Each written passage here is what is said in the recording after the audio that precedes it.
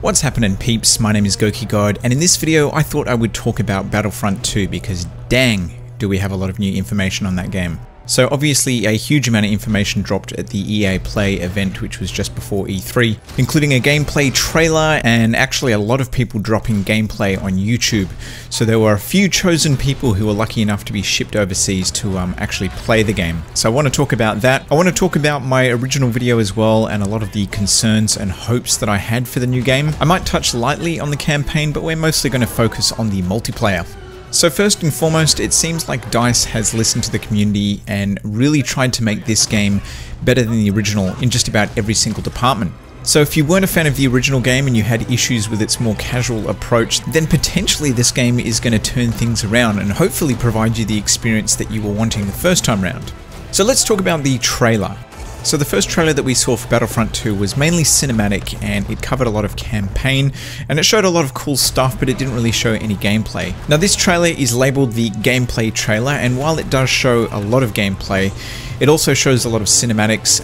It shows stuff that looks like it may be from the campaign. It shows a combination of multiplayer and also some of the new modes in the multiplayer. Like most DICE trailers, it is pretty damn awesome looking. It is very slick and very well put together, but you wouldn't expect anything less from DICE at this point. Now the multiplayer gameplay that was shown in the trailer mainly seemed to focus on the Clone Wars era, which is one of the 3 different eras that's going to be presented in the game, and it also mainly focused on the conflict in Naboo. Now as I said, the trailer makes the game look absolutely incredible. No doubt it's running on a PC in 4K, because obviously the game is going to be on PC as well as console, but that's not to say that it's going to look crappy on console, particularly now that we have the Xbox One X and the PS4 Pro. So let's talk content. Now this was brought up during the EA Play press event, and it's also been brought up a few times both prior and afterwards. And basically the message this time around is that there's going to be 3 times as much content in Battlefront 2 as there was in the original game. Now that's as much detail as we have. We don't know if that includes the single player component or if they're specifically talking about the multiplayer or what the ratio or split of that content is, but either way 3 times as much is a pretty substantial increase. One of the main talking points and one of the things that I felt was probably one of the most important pieces of information to come out of the Play event was the fact that all DLC, well not all of it, but all the maps and a lot of the heroes and weapons are going to be free. Now this content is going to be part of themed content seasons, and each season will contain more planets, heroes, vehicles, modes, and like I said, weapons.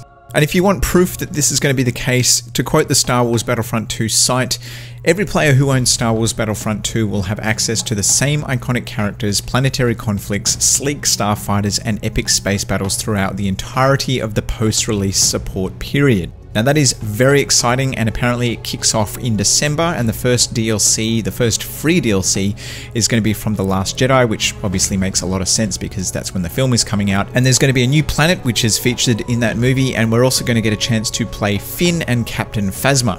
So anyone who wanted to be a shiny stormtrooper with a cape, this is going to be your chance. Star cards are returning. Apparently there is going to be over 400 of these, which is going to tie heavily into the new progression and customization system, which I'm going to talk about a little bit later on. But basically they've split star cards into 4 different rarities now. So you've got common, uncommon, rare, and epic.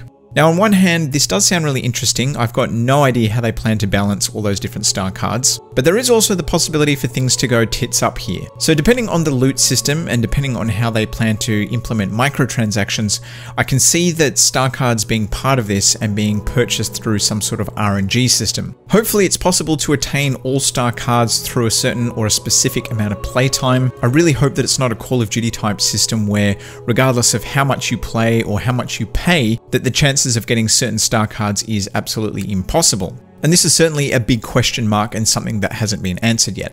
So let's talk about some of the new systems that they've implemented in this game, because they've done a huge amount of work and it's going to be radically different to the first game. So the first and probably most important and significant change that they've made is the introduction of classes. So there's going to be 4 classes. There's Assault, which will have automatic weapons, shotguns, and things like the thermal detonator. There's a Heavy class, which will have heavy blasters. In some of the gameplay that I've seen, there is a minigun, a laser minigun, which looks ridiculous. I really want to play with that. They also have shields. There's an Officer class, which has a sentry and a couple of other specific abilities to help out your teammates. And then there's the specialist, which is essentially a sniper, and they also have access to things like proximity mines or traps. Now what I think this really does is encourage teamwork. Just like the Battlefield series, having a well-balanced team will definitely play to your advantage, and it seems like these different classes have been designed to play specific roles and support the weakness of various teammates. So this leads me into the next change that they've made into the systems, and they have introduced squads. Now obviously having 4 different classes and people playing as a team is really important, and to facilitate this you're definitely going to need to have squads. So in the original game you could only party up with one other player, which really sucked and was pretty much pointless, but in this game you're going to be able to spawn in as squads, which is a really good move in my opinion. Now they've overhauled the way that you earn things in game as well. So no longer will you pick up heroes or vehicles or weapons as random icons on the battlefield. You'll now have to earn them through what's called battle points. So this is a pretty similar system to other games which have kill streak like rewards, where basically through play in a match you'll earn points and then you can spend those points on whatever you want. It seems like a pretty cool system. Everybody has access to the same stuff, so you can spend your points on more powerful characters, you can spend your points on vehicles if you want to get into a tank or some kind of ship, or if you save up a lot of points, 3,000 points, which seems like a lot, you can spend it on a hero character. As much as I understand the need to make the game accessible for noobs and people with less skill, I certainly think a point system makes a lot more sense, and I also think that a system that rewards performance over just randomness is much better. Now one of the other main new systems that they've added to the game is a progression system. Now it sounds like there's going to be specific star cards for each class, and as you play you get to unlock new cards and abilities for each class. From what I understand, the card system from the previous game has been scrapped, apart from the fact that we're still using star cards, but you can see from the UI that the system or the way that it's laid out seems to be a lot more different, and hopefully it will provide a lot more variety within the gameplay as well, and it will allow people to customize their classes to their playstyle. Now it remains to be seen how fleshed out this progression system is and how many different levels there are, but hopefully DICE has learnt their lesson with Battlefield 1 and have fleshed this out a little bit more and have a robust system that will allow people to keep grinding for a long time. With 4 different classes and over 400 different star cards, it sounds like there will be a huge amount of different things that you can unlock, so hopefully this is the case. Now let's talk about gameplay.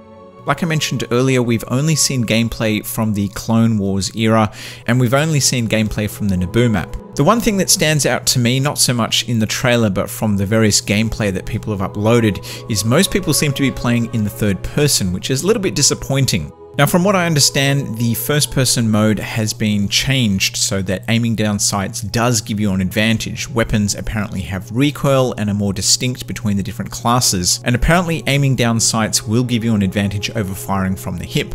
I really hope that this is the case and that there is a reason to play in first person mode other than the game just looking gorgeous, because in my experience playing the original game, you had a distinct advantage playing in third person over someone who was playing in the first person. So if there really is an advantage in aiming down sights while in first person mode, hopefully we'll see more people in lobbies playing that way, and hopefully there are meaningful advantages in playing in the third person as well. Now we talked about the squads and the various different classes, and as I mentioned before, I think this will really encourage team play, which I think makes a huge amount of sense in a game with 64 player lobbies. Battlefield 1 definitely nailed that epic feel of a grand battle, but it really did just feel like a bunch of people running around lone wolfing it, with no one really communicating or playing together. Occasionally you would jump into a lobby with people coordinating and playing the objective and playing together, and they just steamrolled the other team. Now heroes is another area in which they've overhauled the system and the way that heroes work. Obviously you'll have to now earn points in order to play as a hero, but also the way that the heroes play and function is a little bit more different. So from what I understand, heroes are more like glass cannons this time around. So they're still super powerful and they have distinct abilities, and in the right hands they're going to be really devastating. But I think the problem with the original game is that they had too much health and they lasted too long. So it seems like while heroes can still do a huge amount of damage, they're going to be a lot more fragile this time. And I think that's a really smart move. Vehicles have also been overhauled. The controls are apparently much tighter and more distinct between the different vehicles. What I haven't been able to decipher from the gameplay and all the press and marketing talk is how many vehicles will be available per map. Because in the original Battlefront, and this is a huge criticism that I had of the original game, vehicles didn't really play a meaningful role in the combat. So I'm hoping that this time round we have more vehicles and more variety in the vehicles, and it's certainly based on the trailer and all the gameplay that we've seen, it certainly looks like that's going to be the case. One of my other major concerns with the original game was the lack of space battles, at least in the vanilla game. Space battles are definitely confirmed in the vanilla game, and they will cover all 3 eras as well, which means there's going to be a huge diversity and variety of different vehicles or different ships to fly in. And the vehicles are going to have their own abilities and boosters and power-ups and stuff, so it sounds like the vehicles themselves are going to have a progression system, which sounds absolutely awesome. Again, I hope that there's some reason to play in the cockpit view or first-person view as opposed to playing in third person. Playing in the cockpit view was possible in the original game, but it was ridiculously hard and quite often really disorienting. And I used to do it just because of the immersiveness, but if you wanted to actually do well, you had to play in the third person. So hopefully DICE has considered this aspect of the game as well. So let's talk about the visuals. Not a huge amount has changed. I think the game has been taken up at least 1 or 2 levels. It looked fantastic originally. The sequel looks absolutely amazing. I think it's probably safe to assume that on the Pro and the Xbox One X that you're going to be running some kind of 4K, probably even native 4K on the Xbox One X. I'm just going to have to say Xbox X or the X. Let's just shorten it to the X because the other name is too long. Anyway, I digress. I think it's going to look amazing on the X and also amazing on the PC. Anyway, the game is releasing on the 17th of November this year, and needless to say, I am pretty damn excited about it. So anyway, let me know how you guys feel about the announcement, the gameplay that we've seen, and all the new details that we know about the game. And also for you naysayers and people that were really turned off by the original game, has any of this persuaded you, or at least caught your attention? I'd love to know your thoughts, drop them in the comments section below, but for now, that's all I've got for you. I hope you've enjoyed this video. I want to thank you for watching, and I'm out of here.